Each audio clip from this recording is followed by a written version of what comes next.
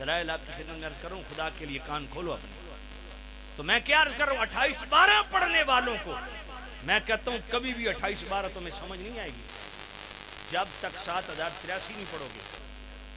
کیونکہ 28-12 میں اگر یہ بغاوت شرعی ہے، وہ شرعی طور پہ باغی ہیں، تو بھئی شرعی باغیوں سے صلح کیسی ہے؟ شرعی باغیوں کی بیعت اطاعت کیسی ہے؟ شرعی باغیوں کو اقتدار دیا جاتا ہے یا چھینا جاتا ہے؟ نہیں سمجھ آئی تو بھئی مولا حسن کا لشکر تو امیر معاویہ سے بڑا تھا، اور مولا حسن جا ہی جنگ کے ارادے سے رہے تھے.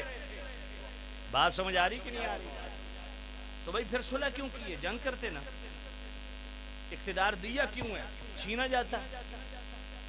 اس کا مطلب ہے مولا حسن بھی سمجھتے تھے کہ یہ بغاوت کے الفاظ شرعی نہیں ہیں لغوی اعتبار سے.